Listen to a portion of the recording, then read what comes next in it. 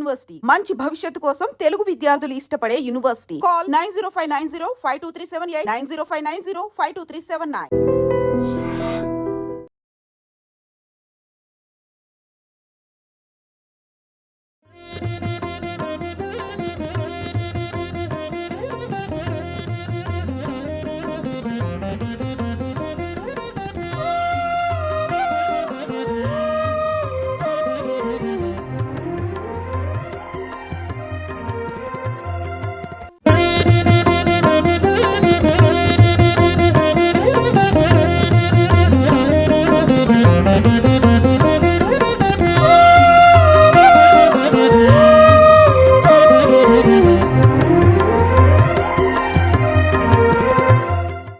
ఇప్పుడు తెలుగు ప్రజలు, తెలంగాణ కావచ్చు, ఆంధ్రప్రదేశ్ కావచ్చు, తెలుగు ప్రజలకు తట్టు శివభక్తులు హిందువులకి ఎవరికైనా సరే భక్తి మార్గాన ఉన్న వారికి చాలా బాధాకరమైన విషయం ఒకటి మీకు వెలుగులో తీసుకొస్తున్నాం. అది ఎందుకు బాధాకరం, ఎట్లా బాధాకరం అనే విషయం మీకు ఈ వీడియోలో పూర్తిగా తెలియజేస్తాము. విషయం ఏంటంటే, కృష్ణానది తీరంలో మల్లేశ్వరం అనే గ్రామంలో 16వ శతాబ్దం అంతకంటే పూర్వం వేల కొద్దీ శివాలయాలు నిర్మించబడినాయి. పాండవులు పూజలు చేసిర్రు, పాండవులు నిర్మించారు. చరిత్ర చాలా రకాలుగా సరే ఎవరు చేస్తే అయితేనేమి శివాలయాలు, వందల శివాలయాలు అక్కడ నిర్మించబడినాయి. అయితే కాలక్రమేణా ఆ శివాలయాలు నీటి మట్టంలో అయితేనేమి భూలో కూరుకుపోయాయి. ఒక సాధు పుంగవుడు ఆ యొక్క ఆలయాల్ని ఇక్కడ భూమిలో కాలగర్భంలో కలిసిపోయిన విషయం తెలిసి వాటిని అన్నీ బయటికి రప్పించినట్టు చరిత్ర చెప్తుంది. అయితే గత 1980 దశకంలో ఎన్టీ రామారావు పీరియడ్లో ఈ యొక్క శిలా సంపదన అయితేంది, ఆ దేవాలయాల ప్రాశస్త్యాన్ని అయితేంది, ఆ కళాఖండాలను చూసిన అతను స్వతహాగా శివభక్తుడు కావడం చేత ఆ ఆలయాల్ని ఆ కృష్ణానది ఒడ్డున పర్యావక ప్రాంతాల్లో ఎప్పటికీ ప్రమాదం తెలిసి గట్టుపైకి అటు కొంచెం దూరంలో కొల్లాపూర్కు దగ్గరలో జట్టిప్రోలు అనే గ్రామంలో ఒక 40 ఎకరాలు కేటాయించి యాజ్టీజ్గా ఆ శిల్పాలని, ఆ కళాఖండాలని చెక్కు చెదరకుండా ప్రతి ఖండాన్ని యాజ్టీజ్గా ఆ గోడలు అయితేనేమి, విగ్రహాలు అయితేనేమి, రాజగోపురాలు అయితేనేమి, తర్వాత పోతే గర్భాలయం అయితే ప్రతిదీ ఉన్నట్టుగా యాజ్టీజ్ తీసుకొచ్చి ఈ యొక్క జట్టిప్రోలు గ్రామంలో 20 శివాలయాలని అక్కడ ఏ మాదిరి అవుతున్నాయో అదే మాదిరిగా పునర్నిర్మించారు. అది ఒక చరిత్ర. అయితే ఆ యొక్క శివాలయాలు వరుసగా అగస్తేశ్వర స్వామి దేవాలయం, వీరభద్ర స్వామి దేవాలయం, రామలింగేశ్వర స్వామి దేవాలయం, రాజేశ్వర స్వామి దేవాలయం, చతుర్వేదాలయం, శంభులింగేశ్వర స్వామి దేవాలయం, విశ్వేశ్వర స్వామి దేవాలయం, భీమేశ్వర స్వామి దేవాలయం, కాళేశ్వర స్వామి దేవాలయం, అనంత పద్మనాభ స్వామి దేవాలయం, గంగాధరేశ్వర స్వామి దేవాలయం, భైరవ స్వామి దేవాలయం, సాంబశివ దేవాలయం, మల్లేశ్వర స్వామి దేవాలయం, ఉమామహేశ్వర దేవాలయం, మదనగోపాల స్వామి దేవాలయం, మల్లికార్జున స్వామి దేవాలయం, వేణుగోపాల స్వామి దేవాలయం, జటేశ్వర స్వామి దేవాలయం, శ్రీ మాధవ స్వామి దేవాలయం అంటూ 20 ఆలయాలని అద్భుత రీతిలో చాలా చూడముచ్చటగా ఇక్కడ ఆవిష్కరించడం జరిగింది. అయితే ఈ యొక్క ఇంతటి పెద్ద కార్యక్రమాన్ని ఎవరి చేత ఎలా ప్రారంభించారో ఇప్పుడు చూద్దాం. అయితే 1980లో రామారావు గారి టైంలో ఎప్పుడైతే ఇక్కడ షిఫ్ట్ చేయాలనుకున్నారో ఆగమేఘాల మీద శరవేగంగా పనులు ప్రారంభించారు. ఎక్కడెక్కడి నుంచో నైపుణ్యుల్ని అందరినీ ఎవరైతే అవసరం పడతారో వాళ్ళందరినీ తీసుకొచ్చి వేగవంతంగా ఇన్ని శివాలయాలు నిర్మించడం జరిగింది. అయితే పునరుద్ధరణ అష్టబంధన మహాకుంభాభిషేక మహోత్సవం 15/5/1989 నాడు జరిగింది. ఈ యొక్క కార్యక్రమం శ్రీ శ్రీ శ్రీ పరమహంస పరివ్రాజకాచార్య పర్వతాద్య బిరుదాంకితులు దక్షిణామ్నాయం శృంగేరి శారదా పీఠాధిపతులు జగద్గురు శంకరాచార్యులకు శ్రీ శ్రీ శ్రీ భారతీ తీర్థ మహాస్వామి వారిచే పావన శక్తిమయ హస్తాలతో విగ్రహాల పునఃప్రతిష్ఠ అష్టబంధన మహాకుంభాభిషేకం చేయబడింది. అయితే ఈ కార్యక్రమానికి నందమూరి తారక రామారావు స్వయంగా ముఖ్యమంత్రి హోదాలో ఇక్కడికి వచ్చి ఈ కార్యక్రమాన్ని విజయవంతంగా పూర్తి చేశారు. అప్పుడు దేవాదాయ ధర్మ శాఖ మంత్రిగా శ్రీ కోళ్ళ అప్పలనాయుడు గారు ఉన్నారు. ఇంతటి కార్యక్రమం ఇంత ఘనంగా ఇంత వైభవంగా జరిగినటువంటి ఈ యొక్క శివాలయాలు ఇప్పుడు ధూపదీప నైవేద్యాలకు నోచుకోకుండా నిరాధారణకు గురై కంప చెట్లు పుట్టి ఇక్కడే జంతువులు, పందులు, రకరకాల అసాంఘిక కార్యక్రమాలు ఇదై చూపర్లకు కంట నీరు వచ్చే రకంగా భక్తులకు, శివుని యొక్క భక్తులకి శివాలయాలన్నీ వెలవెలబోతూ ఆ కళా సంపద అంతా నిర్వీర్యమవుతూ హృదయ విదారకరంగా ఉంది. ఆ యొక్క శివాలయాలు ఎంత దారుణ స్థితిలో ఉన్నాయో ఒక్కొక్కటి మీకు వివరంగా ఎక్స్ప్లెయిన్ చేస్తాను ఈ వీడియోలో. దయచేసి ఈ వీడియో అంతా చూడండి. ఈ యొక్క వీడియోని పాలకుల వరకు చేరేవారు చూడండి. ఈ శివాలయాలకు ఈ శివుడికి నిత్యం నైవేద్యం అందేలాగా అందరూ ఈ వీడియోలు షేర్ చేస్తున్నాడు.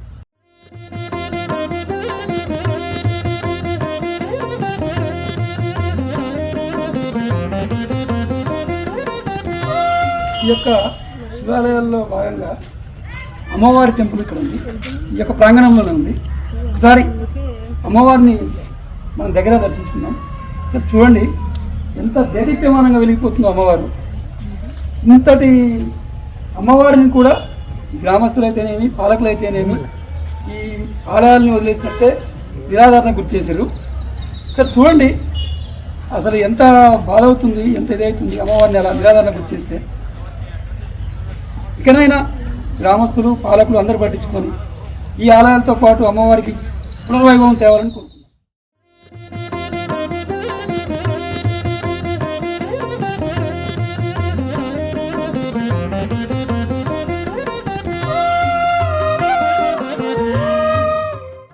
చూస్తున్నారు కదా ఈ యొక్క 21 శివాలయాల్లో ప్రతి శివాలయం అలా వెలవెలబోతూనే ఉంది.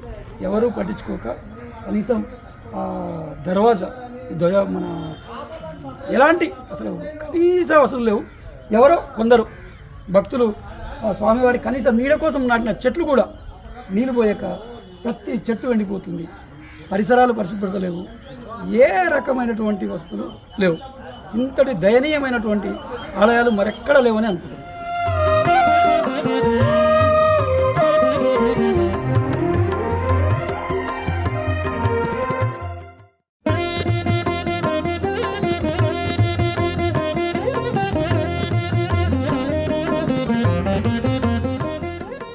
అయితే ఈ యొక్క శివాలయాల మల్లేశ్వరం తీసుకొచ్చిన శివాలయాల్లో భాగంగా ఇక్కడ మరో అద్భుతమైనటువంటి ఒక ఆలయం నిర్మితం చేశారు. ఆ యొక్క శివాలయాలతో పాటు అత్యంత ప్రాశస్త్యం కలిగింది. అదేంటో ఒకసారి మీకు చూపించే ప్రయత్నం చేస్తాను. ఒకసారి చూడండి. మీరు ఎంత అద్భుతంగా మీరు ఫీల్ అవుతారో మీరే చెప్తారు.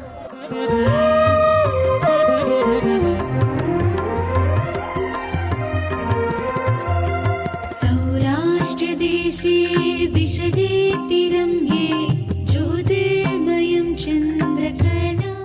చూస్తున్నారు కదా అనంత పద్మనాభ స్వామి ఎంత సజీవంగా ఉన్నట్టు సాక్షాత్కరిస్తున్నారో అసలు కళ్ళు ఎంత పరవశించిపోతున్నాయంటే ఇటువంటి శిల్ప సంపద, ఇటువంటి విగ్రహాలు, ఇటువంటి కళాఖండాలను ఈ పాలకులు ఎలా అసలు పట్టించుకునే నాదులు లేక వెలగలపోతున్నాయి. చూస్తుంటే గుండె చరుపుపోతుంది. ఇప్పుడు చెప్పండి ఈ యొక్క శివాలయాలు కానీ ఈ యొక్క టెంపుల్ కానీ ఈ జట్పల్ ఆలయాల యొక్క ప్రాంగణం ఎంత దారుణ స్థితిలో ఉందనేది మీరే కింద కామెంట్ బాక్స్లో కామెంట్ చేయండి.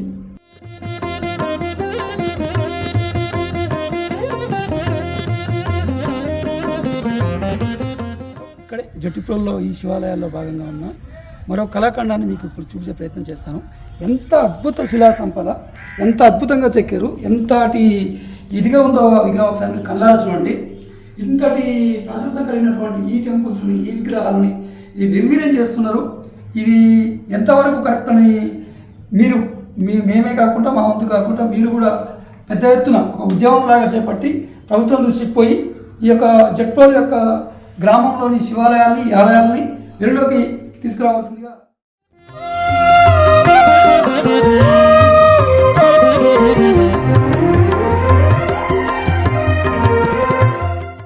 ఈ యొక్క కళా సంపదని, ఈ ఆలయాలని అసలు ఈ గ్రామంలో ఎందుకు ప్రతిష్ఠించారు, ఎవరు ప్రతిష్ఠించారు, ఎందుకు నిరాదరణకు లోనైనాయి, ఇదంతా ఎవరి పాపం, ఎవరి పుణ్యం, అసలు గ్రామస్తుల ఆవేదన ఏంటి, ఆనందం ఏంటి? ఒకవైపు శివాలయాలు తమ గ్రామంలో 21 శివాలయాలు ఉన్నాయని చెప్పుకునే గర్వంగా చెప్పుకోవాలా, లేక ఎవరూ పట్టించుకోకుండా అసలు పాడుబడి ఉన్న శివాలయాన్ని బాధపడాలా తెలియని అగమ్య గోచరమైన పరిస్థితుల్లో ఈ గ్రామ ప్రజలు ఉన్నారు. ఈ యొక్క గ్రామ పెద్దలు అడిగి తెలుసుకుందాం. అసలు ఈ చరిత్ర ఏంటి, ఎందుకు జరిగింది, ఏం జరుగుతుంది, ఆ గ్రామస్తుల్ని అడిగి తెలుసుకుందాం. అసలు ఎందుకు, ఏం జరుగుతుంది, ఏం జరిగింది, ఏం జరగబోతుంది, వాళ్ళు ఏమైనా ప్రయత్నాలు చేసిరా అది వారి మాటలని అడిగి తెలుసుకునే ప్రయత్నం చేద్దాం. నమస్తే అండి. మరి ఈ గ్రామాన్ని చూస్తే బాధపడాలనో ఆనందపడాలనో మీరు అదృష్టవంతులు దురదృష్టవంతులు అర్థం కావట్లేదు. ఏ గ్రామంలో గుళ్ళు లేకుండా ధూపదీప నైవేద్యాలు లేకుండా బాధపడే వేలాది గ్రామస్తులు ఉన్నారు, గుళ్ళ కోసం తాపత్రయపడేవాళ్ళు ఉన్నారు. కానీ మీ గ్రామంలో 21 శివాలయాలు అద్భుతమైన కళా సంపత్తుతో ఉన్నాయి. కానీ ఎలాంటి ఆదరణకు నోచుకోకుండా ధూపదీప నైవేద్యాలకు దూరమయ్యి మొత్తం అసలు అత్యంత దారుణమైన స్థితిలో దేవాలయాల చుట్టూ భక్తులు తిరిగే చోట పందులు జంతువులు అవన్నీ తిరుగుతూ చాలా హృదయకరంగా ఉన్నాయి. అసలు ఏం జరిగింది, ఈ ఆలయాల చరిత్ర ఏంటిది ఒకసారి వివరంగా చెప్పండి. నా పేరు ఖాజా, నేను ఈ లోకల్ సర్పంచ్ని మాజీ. అయితే 1980లో శ్రీశైలం బ్యాక్ వాటర్ రావడం వల్ల మల్లేశ్వరం అనే విలేజ్ నుంచి అక్కడి నుంచి మా గ్రామానికి షిఫ్ట్ చేయడం జరిగింది. గత ఎన్టీ రామారావు గారు ముఖ్యమంత్రి సీఎంగా ఉన్నప్పుడు 89లో ఇక్కడ ఆలయాల కార్యక్రమాలు కంప్లీట్ అయినాయి, పూజలు స్టార్ట్ అయినాయి. అప్పుడు కొన్ని రోజులు మాత్రమే దీపదీప నాద్యాలకు నోచుకుంది. తర్వాత రాను దీనికి పట్టించుకునే నాదులు లేరు. మేము కూడా ఎన్నోసార్లు మా సొంత ఖర్చులతోన చిట్టీలు విట్టీలు వేసి పూజలు చేసి దాని తర్వాత మేము తట్టుకోలేక ఇక వదులుకున్నాం. దాని తర్వాత మేము మంత్రులకు కానీ ఎవరైనా రాజకీయ నాయకులు ఎవరు వచ్చినా మేము విన్నవించేది ఒకటే, ఇక్కడ ఉన్న జరిగేది టెంపుల్ని పూజలకు ఇక్కడ సెక్యూరిటీ ఏంటంటే ఈ కాంపౌండ్ సరిగా అసలు లేదు. తర్వాత ఈ దీపదీప నాద్యాలు పూజారి లేడు ఇక్కడ. పూజారన్న ఉంటే కమ్సే కమ్ భక్తులు వచ్చి పూజ చేసుకొని దర్శనం చేసుకొని పోయే అవకాశం ఉండే, అది కూడా లేకుండా అయిపోయింది. మీ ద్వారా మేము కోరేది ఒకటే, ఇక్కడ మంత్రివర్యులు ఉన్నారు, మా లోకల్ మంత్రివర్యులు, తర్వాత ముఖ్యమంత్రి కూడా మా జిల్లావాడే. మేము చెప్పుకుంటే మాకు బాధ అనిపిస్తుంది. అది ఏదైనా మేము ఎన్ని ఇంటర్వ్యూలు ఇచ్చినా ఏమి ఇచ్చినా మాకు ఇక్కడ పట్టించుకునే నాదులు లేడు. ఈ శివాలయాలను 21 గుళ్ళు ఉన్నాయి. ఈ పవిత్రమైన గుళ్ళను ఎవడు పట్టించుకోకుంటే మేము ఏం చేయలేకపోతున్నాం. మేము ఆ పరిస్థితిలో ఉన్నాం. మీకు విన్నవించేది, మేము ఈ సుమన్ టీవీ ద్వారా విన్నవించేది ఒకటే, మాకు ఈ దీపదీప నాయదానికి ఓ పూజారిని ఏర్పాటు చేసి ఇక్కడ ఉన్న కంచెను ఏర్పాటు చేసి ఇక్కడ లోపలికి పందులు కానీ అవి ఇవి రాకుండా పెడితే మంచిగా ఉంటుంది. మా పర్యాటక శాఖ, మా మంత్రివర్యులు ఉన్న పర్యాటక శాఖ ఆయనదే. ఆయన కూడా ఎన్నోసార్లు విన్నవిస్తున్నాం టీవీ ద్వారానే, ఆయన పట్టించుకోవట్లేదు. మీ ద్వారా మేము ఆ మంత్రి వారికి కానీ ముఖ్యమంత్రి గారికి కానీ విన్నవిస్తున్నాం. ఎన్ని ఎకరాల ప్లేస్ ఎవరిది? దీనికి ఎన్విరాన్మెంట్ డిపార్ట్మెంట్ అడాప్ట్ చేసుకుందా? చేసుకుంటే ఎందుకు పట్టించుకోవట్లేదు? మీ గ్రామస్తులు అసలు ఎలా ఫీల్ అవుతున్నారు? బాధపడుతున్నారా? ఆలయాలు ఉన్నాయని సంతోషపడుతున్నారా? మీ యొక్క ఫీలింగ్ ఏంటి?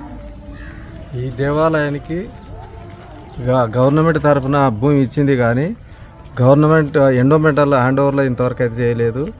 ఇప్పుడు ఈ దేవాలయంగా మదన గోపాల స్వామి దేవాలయాన్ని కూడా అదే పరిస్థితిలో ఉంది. భూమి ఎండోమెంట్కి గవర్నమెంట్ ఇచ్చిందే కానీ ఎండోమెంట్ హ్యాండ్ ఓవర్లు అయితే లేదు. ఇంతవరకు అది ఎవరి భూమి అనేది కూడా ఎవరికి అర్థం కాకుండా ఉంది. అయితే ఈ దేవాలయాలు స్థాపించినప్పటి సంది ఒక 2 సంవత్సరాలు 3 సంవత్సరాలు పూజలు జరిగినాయి. తర్వాత మాత్రం వీటికి ఎటువంటి పూజలు పునస్కారాలు లేవు.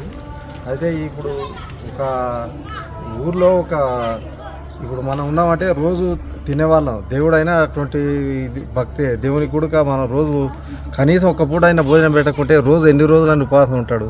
మనమైనా కూడా అదే పరిస్థితి ఉంటుంది కదా. అందుకొరకు ఈ దేవాలయం తెచ్చి మా ఊరికి అందుకొరకే ఇటువంటి శాపం జరిగిందేమో అనిపిస్తుంది. ఈ దేవుడికి నైవేద్యం పెట్టకుండా రోజు ఉపవాసం పెడితే మన ఊరికే అనిష్టం. అందువల్ల ఈ ఊరి మండలం కావాల్సినటువంటి మండలం కాకుండా పోయింది. ఈ ఊర్లో ఉండే రాజకీయ నాయకుడు ఏకంగా ఒకడే సర్పంచ్ కావడం వల్ల అతను ఏం పట్టించుకోకపోవడం, అదే మాకు దరిద్రం అనిపిస్తుంది. ఈ దేవాలయాలకు దేవునికి నైవేద్యం పెట్టకుండా పూజలు లేకుండా ఉండడం వల్ల ఇటువంటి అరిష్టాలు జరుగుతాయి. కాబట్టి ఇప్పుడున్న పాలకులైనా పట్టించుకొని, మన జిల్లా నుండి మన ముఖ్యమంత్రి ఉన్నాడు, మన కృష్ణారావు ఉన్నాడు, జూపల్లి కృష్ణారావు ఉన్నాడు. కాబట్టి దేవునికి ఇది ఎవరి సొంతం కాదు, ఎవరి ఇది కాదు, వాళ్ళ కూడా మేలు జరుగుతుంది. కాబట్టి దేవునికి దయించి వాళ్ళు ఈ పూజలు పునస్కారాలు జరిగేటట్లు చేస్తారని ఆశిస్తున్నాం. మాది రాజుల నుంచి ఉంది దేవలమ్మ మదన గోపాల స్వామి అని. ఇది మల్లేశ్వరం గుళ్ళు మొన్న 83 నుంచి శంకుస్థాపన చేసినారు. శంకుస్థాపన చేసినందుకు ఇవి ఇంతవరకు ధూప నైవేద్యం లేదు.